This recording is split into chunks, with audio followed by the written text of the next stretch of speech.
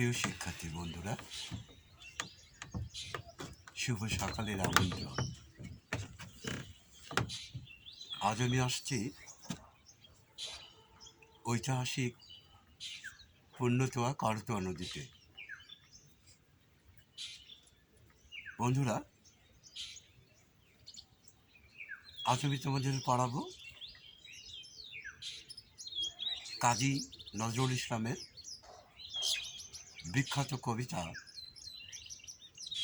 বিদ্রোহী। বলবীর বল অন্যতম শির, শির নেহারি আমারই নত শির ওই শিখর হিমাদ্রির। আমি চির দুর্দাম দুর্পীড়িত নিঃশংস, মহাপ্রলয়ের আমি নটরাজ, আমি সাইক্লোন, আমি ধ্বংস, আমি মহাভয়, আমি অভিশাপ পৃথ্বীর, আমি দুর্বার, আমি ভেঙে করি সব চুরমার। আমি অনিয়ম উশৃঙ্খল, আমি জ্বলে যাই যত বন্ধন, যত নিয়ম কানুন শৃঙ্খল।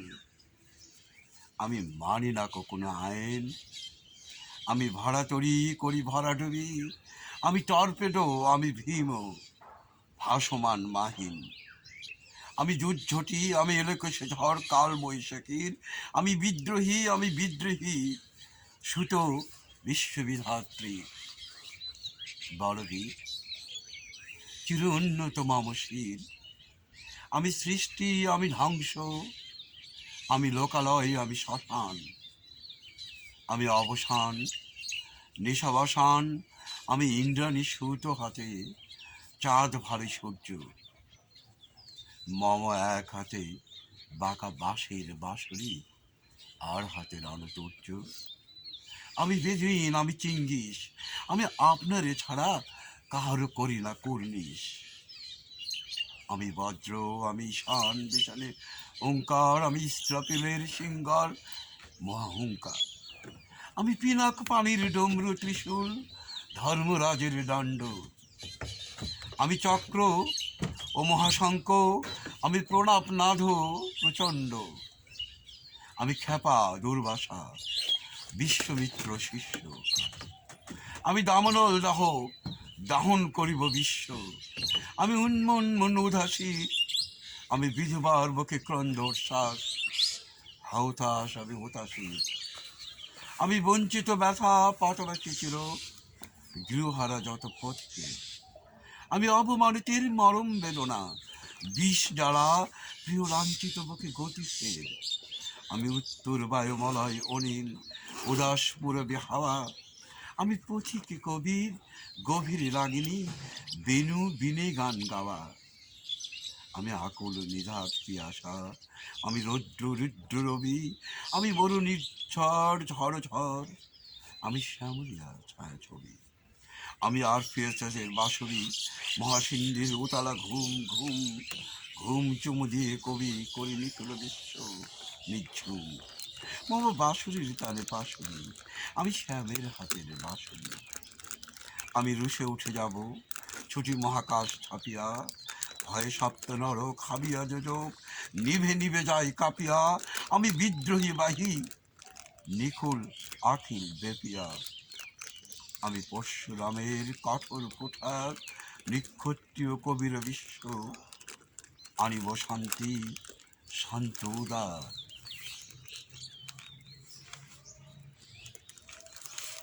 আমি হলো বলরাম স্কন্ধে, আমি উপরে ফেলিব অজুনে বিশ্ব, অবহেলের অবসৃষ্টি মহানন্দে। মহাবিদ্রোহী রণক্লান্ত, আমি সেই দিন হব শান্ত, যবে উৎপীড়িতের কন্দন রোল আকাশে বাতাসে ধরিবে না, অত্যাচারীর খড়গে কৃপণ বীর রণভূমি লড়িবে না। বিদ্রোহী রণক্লান্ত, আমি সেই দিন হব শান্ত, আমি চির বিদ্রোহী বীর, বিশ্ব ছাড়ায় উঠিয়েছি আকাশ চির উন্নত শির। প্রিয় শিক্ষার্থীবৃন্দ, আমি বহুদিন পর এই কবিতাটি আবৃত্তি করলাম। ছোটবেলায় যখন স্কুলে সংস্কৃতি প্রতিযোগিতা হতো বগুড়া জেলা স্কুলে। তখন সেই সকল প্রতিযোগিতায় অংশ নিয়ে আমি কখনো পরাজিত হতাম, কখনো জয়ী হতাম। অর্থাৎ জয় এবং পরাজয়ের আনন্দ দুটি আমাকে বিগলিত করত। কারণ আমি যে কবিতা পড়া শিখছি, উচ্চারণ শিখছি। আর এই কবিতাটি প্রথম বগুড়া জেলা স্কুলে কোনো একটি সাংস্কৃতিক প্রতিযোগিতায় আবৃত্তি করেছিলেন আমার প্রিয় শিক্ষক শ্যামল ভট্টাচার্য। এই তো মাত্র কদিন আগেই উনি চলে গেলেন। উনি যখন মারা গেলেন তখন আমি সাজেকের পাহাড়ে হাঁটছিলাম। খবরটি এসে পৌঁছল আমাদের এক ভ্রমণ সঙ্গীর কাছ থেকে ফেসবুকে। খানিকটা দাঁড়িয়েই থাকলাম, বেদনায়, শ্রদ্ধায়, ভালোবাসায় চোখে জল ভরে আসলো। কবিতা যে এত চমৎকার করে আবৃত্তি করা যায় প্রথম তার কাছে শিখলাম। আসি কবিতার প্রসঙ্গ, আসি কবি কাজী নজরুল ইসলাম প্রসঙ্গ। বন্ধুরা, আমি কাজী নজরুল ইসলামের সাম্যবাদী কবিতাটি পড়েছিলাম। সেখানে কাজী নজরুল ইসলাম সম্পর্কে আমি একটা দীর্ঘ আলোচনা করেছিলাম। আমার সন্তান উচ্ছ্বাস, যে দ্বাদশ শ্রেণীর ছাত্র, আমাকে অভিযুক্ত করেছিল যে তোমার আলোচনা ঠিক কঠিন হয়ে যাচ্ছে, যা আমাদের বোধগম্যের মধ্যে পড়ছে না। প্রিয় শিক্ষার্থীবৃন্দ, আমি বিনয়ের সাথেই বলছি যে কাজী নজরুল ইসলামের আলোচনা একটু ঋদ্ধ হবে, একটু কঠিন হবে। আর যদি বিদ্রোহী কবিতার আলোচনা হয় তাহলে তো রক্তে আগুন জ্বলে, তাহলে তো বিদ্রোহ হয়ে উঠতে পারে। কারণ কাজী নজরুল ইসলামের যে বিদ্রোহ, যে নিপীড়িত মানুষের ক্রন্দন রোল যিনি শুনেছিলেন, যে অন্যায়, শোষণ, নিপীড়নের বিরুদ্ধে, সেই বিদ্রোহ কিন্তু আজও শেষ হয়নি। সেই শোষণ, সেই নিপীড়ন কিন্তু আজও পরিসমাপ্তি হয়নি। সুতরাং এই কবিতার উপযোগিতা রয়ে যাচ্ছে প্রতিক্ষণের প্রতিটা মুহূর্তে। সুকান্ত ভট্টাচার্য যেমন বলেছিলেন যে বেজে কি উঠল সময়ের ঘড়ি, এসে তবে আজ বিদ্রোহ করি। বিদ্রোহ আজ বিদ্রোহ চারিদিকে, এত বিদ্রোহ কবু দেখেনি কোপের আগে। প্রিয় শিক্ষার্থীবৃন্দ, অত্যন্ত প্রাসঙ্গিক কবি সুকান্ত ভট্টাচার্য। কারণ বাংলা সাহিত্যে যে দুটি ধারা, একটি গণমানুষের, একটি আর্ট ফর আর্ট, শিল্পের জন্য শিল্প, আর একটি আর্ট ফর আর্ট সেক, অর্থাৎ জীবনের জন্য যে শিল্প। অর্থাৎ যে শিল্প সৃষ্টি হয় জীবন করে। কারণ সাহিত্যের কাজ শুধু আনন্দ দেওয়া নয়, সাহিত্যে রয়েছে গণজাগরণ, মানুষকে আহ্বান জানানো, বিদ্রোহের আগুন জ্বালানো, যেটি কাজী নজরুল ইসলাম করেছিলেন ইংরেজ শাসনের বিরুদ্ধে, জমিদারদের অত্যাচারের বিরুদ্ধে, শোষকদের অত্যাচারের বিরুদ্ধে। আজকে সেই কবিতাটি পড়ছি। আমি কাজী নজরুল ইসলাম সম্পর্কে আলোচনা করছিলাম। প্রিয় শিক্ষার্থীবৃন্দ, সেই আলোচনাটা সাম্যবাদী কবিতা পড়াতে গিয়ে যে আলোচনাটা করেছিলাম ইউটিউব চ্যানেলে আছে, তোমরা পুনঃ পাঠ পড়ে নিও, আবার দেখে নিও। তাতে করে হয়তো কিছুটা সময় বেঁচে যাবে। কিন্তু সেই ধারাবাহিকতায় কাজী নজরুল ইসলাম সম্পর্কে দুটো কথা বলে নিতে হয়। কারণ তিনি তো কবি, তিনি তো বিদ্রোহী কবি, তিনি তো গণমানুষের কবি, চেতনার কবি, জীবনের কবি, জাগরণের কবি, পরিশ্রমিকের কবি। এই বিশেষণগুলো শুধুমাত্র কাজী নজরুল ইসলামের ক্ষেত্রে প্রযোজ্য। একটি কথা এখানে বলে রাখি, আমি গত আলোচনাতেও লাইনটা নিয়ে এসেছিলাম, কবিতার সামান্য একটা অংশ। আমি এই জায়গাটা পড়া অত্যন্ত গুরুত্বপূর্ণ মনে করছি। মম এক হাতে বাঁকা বাঁশের বাঁশরি, আর হাতে রণতৈর্য। কাজী নজরুল ইসলামই বাংলা সাহিত্যের একমাত্র কবি। কাজী নজরুল ইসলামের বাংলা সাহিত্যের শুধু নয়, বিশ্ব সাহিত্যেরই এক বিস্ময়কর প্রতিভা। কারণ তিনি শুধু বলতে পারেন এমন করে, মম এক হাতে বাঁকা বাঁশের বাঁশরি, আর হাতে রণতৈর্য।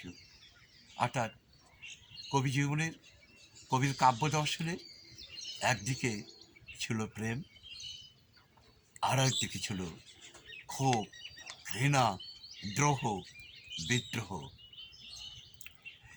সবচেয়ে আশ্চর্যের হলো যে নিজের দর্শনটি এত চমৎকার করে, এতটা সহজ করে বলে যেতে পারে আর কোন কবি? বিশ্ব সাহিত্যের এক বিস্ময়কর কবি মনে হয় কবি নজরুল ইসলামকে, যে মম এক হাতে বাঁকা বাঁশের বাঁশরি, আর হাতে রণতৈর্য। আমরা বাংলা সাহিত্য তো নয়, বিশ্ব সাহিত্যের এমন কবি প্রতিভার সংমিশ্রণ খুবই কম দেখতে পাই। শিক্ষার্থীবৃন্দ, জীবনের কবি পরিচিতির সামান্য ধারাবাহিকতা বলতেই হবে, আনতেই হবে। অনেক বড় কবিতা, আমরা হয়তো আরও দু একটি পর্বে এটি শেষ করব, কিন্তু বাধা দিয়েছে সময়। তোমরা যারা নতুন আসছো তারা আমাকে ক্লাসে পাওনি, কিন্তু তোমাদের যারা বড় ভাই, যারা সিনিয়র, তারা পেয়েছে যে আমার ক্লাসের কোনো সময়সীমা থাকতো না। আমি যখন ক্লাসে ঢুকতাম তখন সাবলীলভাবে দীর্ঘ সময়ব্যাপী ক্লাস নিতাম।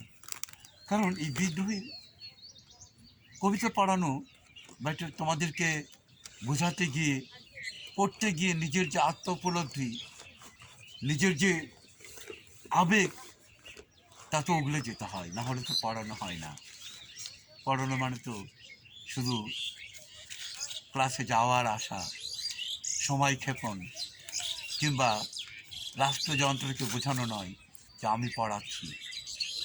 পড়ানো মানে হচ্ছে, শিক্ষকতা হচ্ছে এক মহান পেশা, পাঠদান হচ্ছে সেই মহৎ কর্ম। আমি আসছি। কাজী নজরুল ইসলাম 1899 সালে জন্মগ্রহণ করেন। 1976 সালে মৃত্যুবরণ করেন। বাংলা কাব্য জগতে এক বিস্ময়কর প্রতিভা, এক বিস্ফোরক চেতনা শানিত কবি কাজী নজরুল ইসলাম। বাংলাদেশের জাতীয় কবি উপাধি দেওয়া হয়েছে তাকে। আমি বলি, বিশ্বকবির উপাধিও তার ক্ষেত্রে হয়তো বেমানান হতো না। নজরুল 1899 সালের 24শে মে ভারতের পশ্চিমবঙ্গে জন্মগ্রহণ করেন। মাত্র 8 বছর বয়সে পিতাকে হারিয়ে কবি চরম দারিদ্র্যের পতিত হয়। 1316 বঙ্গাব্দে গ্রামের মকপুর থেকে নিম্ন প্রাইমারি পাশ করে সেখানে 1 বছর শিক্ষকতা করেন নজরুল। 12 বছর বয়সে তিনি নেতা দলে যোগ দেন আর দলের জন্য পালাগান রচনা করেন। বস্তুত তখন থেকেই তিনি সৃষ্টিশীল সত্তার অধিকারী হয়ে ওঠেন। প্রথম বিশ্বযুদ্ধ 1914 শুরু হওয়ার পর 1917 সালে 49 নম্বর বাঙালি পল্টনে সৈনিক হিসেবে তিনি যোগদান করেন এবং করাচিতে যান। পরে হাবিলদার পদে উন্নীত হন। কি আশ্চর্য এই কবির জীবন! কবি কতভাবে নিজের জীবনকে বদলে নেন, তার জীবন কতটা বৈচিত্র্যময়। মাত্র 8 বছর বয়সে তিনি আপনার মক্তবে পড়ান, আবার লিটো দলের গান রচনা করেন মাত্র 13 বছর বয়সে, 12 বছর বয়সে। 12-13 বছরের একজন কিশোর যে মক্তবে পড়াচ্ছে, আবার লিটো দলে এসে গান রচনা করছে, যাত্রা দলে অভিনয় করছে। আবার সেখান থেকে এই যে লিটো দলে যোগ দেওয়া ছিল নজরুলের জীবনের একটা টার্নিং পয়েন্ট, নজরুলের জীবনের মোড়কে ঘুরিয়ে দেয়। অর্থাৎ তার সৃষ্টিশীল চেতনার বিকাশ শুরু হয় এই লিটো দল থেকে। বলে রাখা ভালো যে তিনি আবার 1914 সালে যখন প্রথম বিশ্বযুদ্ধ শুরু হয়, পৃথিবী উত্তাল হয়ে ওঠেন, পরে 3 বছর পর 1917 সালে তিনি বাঙালি পল্টনের সৈনিক হিসেবে করাচিতে যান এবং যোগদান করেন। আবার পরে হাবিলদার পদে উন্নীত হন। তোমরা দেখেছো যে নজরুল এক মহাপুরুষ ছিল। সেই ঝাঁকড়া চুলের বাবরি দোলনের মানুষটি যখন সৈনিক হিসাবে সৈনিকের পোশাক পরে যে যখন দাঁড়িয়ে একটি ছোট্ট টেবিলের সামনে দাঁড়িয়ে যখন ছবি তোলে, বুকে বুলেটের সেই বুলেট কাঠা কাজী নজরুল ইসলাম, তখন তাকে সত্যিকারই বীর মনে হয়, বীর পুরুষ মনে হয়। যে অহংকার তিনি করেন, বড় বীর, বড় অন্যতম শির। কাজী নজরুল ইসলাম 1920 সালের শুরুতে যখন বাঙালি পল্টন ভেঙে গেল, তিনি কলকাতায় আসেন এবং পরিপূর্ণভাবে সাহিত্য চর্চার মনোনিবেশ করেন। সাপ্তাহিক বিজলিতে, আচ্ছা আমি আসছি এই জায়গাটায়, সাপ্তাহিক বিজলিতে তার প্রথম এই বিদ্রোহী কবিতাটি ছাপা হয়। যে জায়গাটা একটু বলে নিতে চাচ্ছিলাম যে নজরুল 1942 সালে বাকরুদ্ধ হয়ে পড়েন। আমরা এটুকু জানি, তোমরা এটুকু জানো, কিন্তু শুধু বাকরুদ্ধ নয়, নজরুল একেবারে অবশ হয়ে পড়েন, একেবারে কর্মহীন হয়ে পড়েন, আর তার থামাছবি লিখে যায়। যদি এই সামান্য সময়টুকু যদি আমরা আবার 1976 সালে তিনি ঢাকায় মৃত্যুবরণ করেন। 29 আগস্ট কবি ঢাকায় মৃত্যুবরণ করেন। এই যে 1942 থেকে 1976, এই যে একটা দীর্ঘ সময় তিনি যে নীরব থাকলেন, ফুলের জলসায় নীরব কেন কবি, তিনি যে নীরব থাকলেন, হারিয়ে গেল বাংলা সাহিত্যের এক ধূমকেতু, বাংলা সাহিত্যের আর অগ্নিময় অধ্যায়। বিদ্রোহী কবিতা যখন প্রথম ছাপা হলো বিজলি পত্রিকায়, চারিদিকে হই হই রব উঠে গেল। কে এই কবি, কি করতে চান? পাটাতন নড়ে গেল ইংরেজ শাসকদের দুঃশাসনের ভিতে কাঁপন ধরল। এত বড় দুঃসাহস, এত দুঃসাহস কোথায় পেলেন কবি?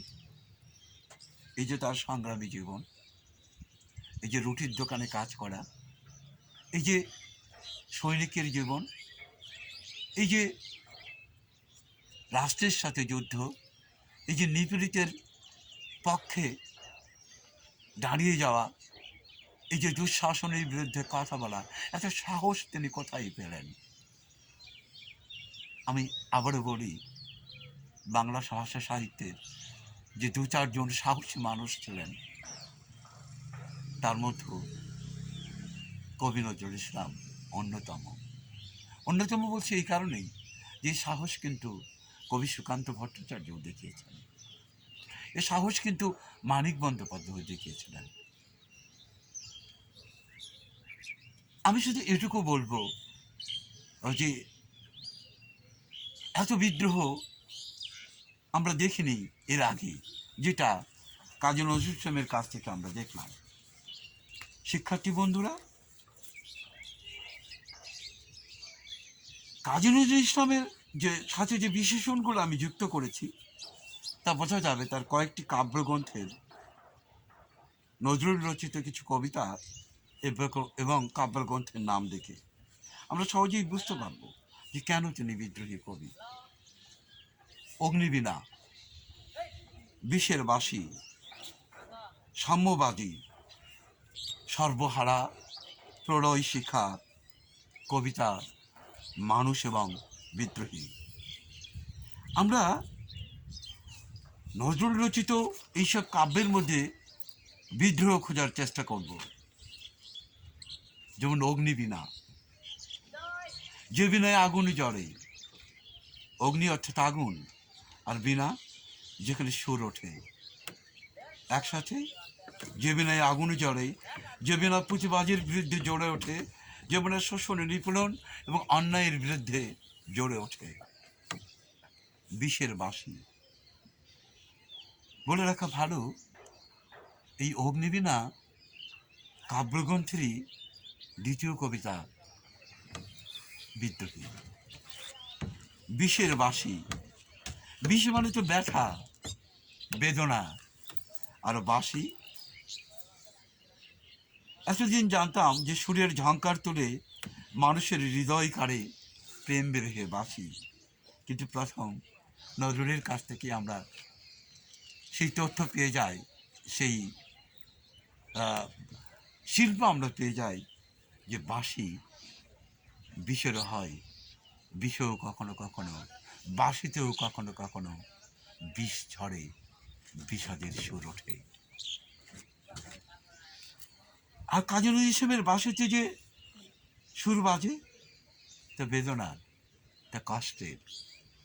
এ প্রসঙ্গে ঝাঁকড়া চুলের বাবলি দোলানো কাজী নজরুল ইসলামের দুটি ছবির কথা তোমাদের স্মরণ করিয়ে দিতে চাই।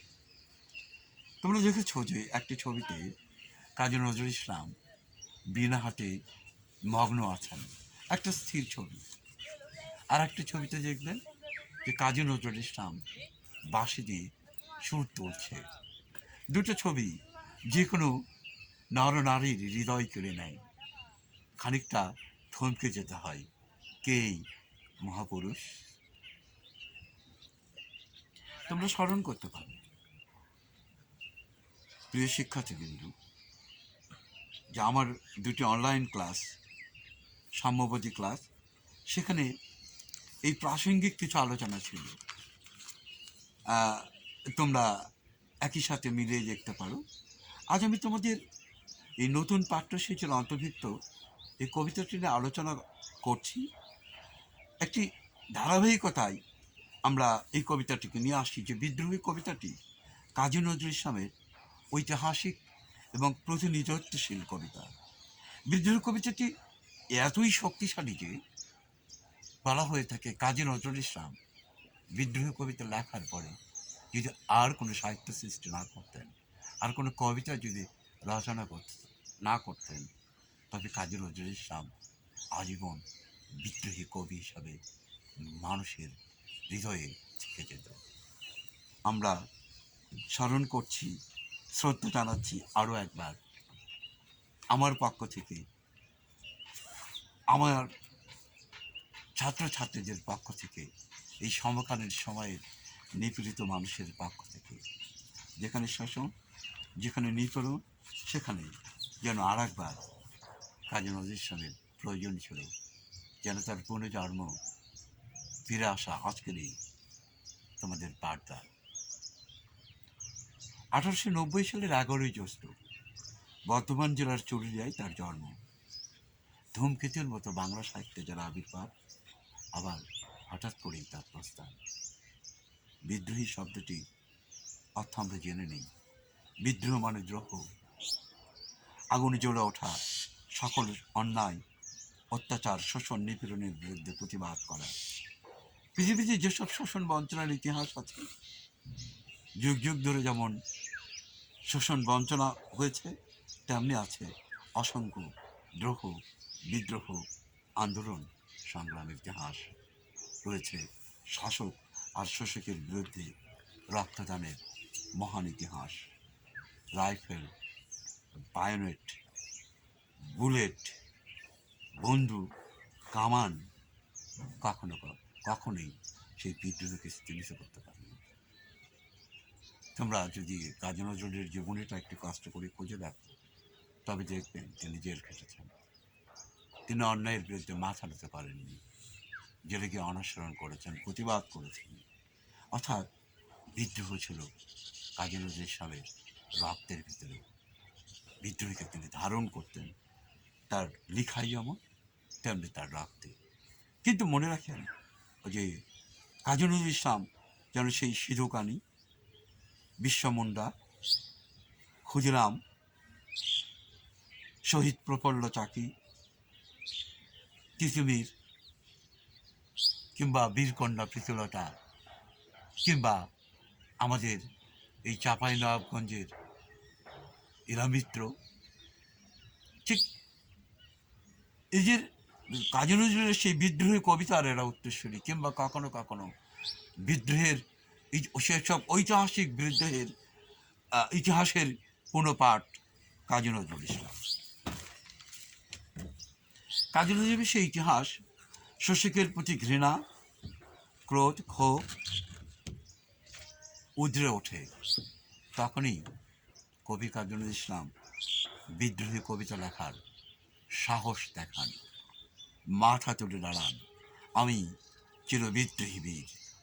অর্থাৎ আমি সৃষ্টি, আমি ধ্বংস, আমি লোকালয়, আমি মহাশ্মশান, আমি অবসান আর নিঃসবসান, আমি ইন্দ্রনের সৌত হাতে, চাঁদ ফালে সূর্য।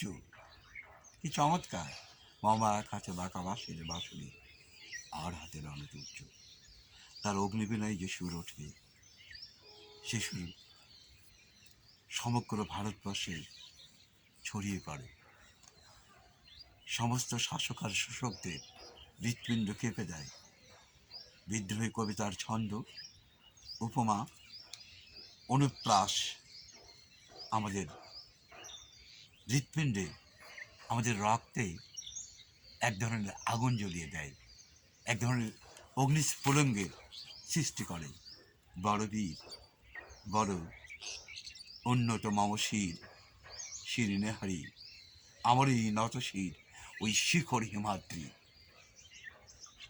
কাজী নজরুল ইসলাম কি সাংঘাতিকভাবে বলতে পারেন যে আমার যে শির, আমার যে মস্তক তুলে দাঁড়াবার যে শক্তি, মম শির নিহারি কখনই নত হবার নয়, চিরকাল উদ্ধত বায়নটের মতো, চিরকাল উদ্ধত আমারই নত শির, ওই শিখর হিমাদ্রি।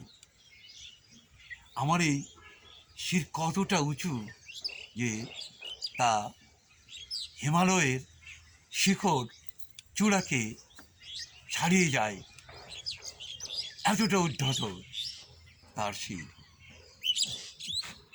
বিদ্রোহী কবিতার এইখানেই যেন একটা বিরাট সত্য কথা আমরা খুঁজে পাই।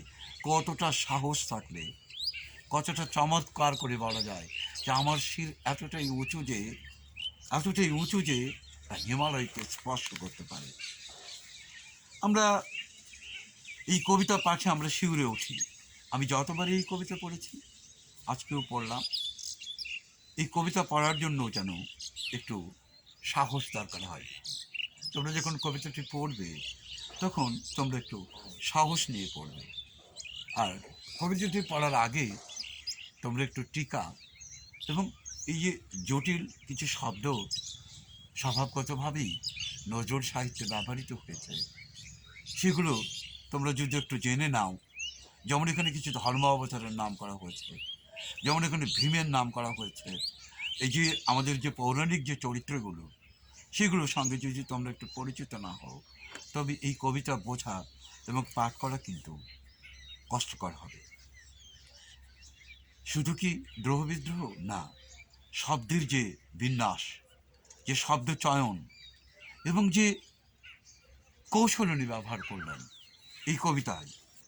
আমি চিরদুর্দম, দুর্বনীত, নৃশংস, মহাপ্রলয়ের আমি নটরাজ, আমি সাইক্লোন, আমি ধ্বংস, আমি মহাভয়, আমি অভিশাপ, আমি দুর্বার, আমি দুর্বার এই অভিশাপ এই পৃথিবীর, আমি দুর্বার, আমি ভেঙে করি সব চুরমার, আমি অনিয়ম, আমি উশৃঙ্খল, আমি জ্বলে যাই যত বন্ধন, যত নিয়ম কানুন শৃঙ্খল।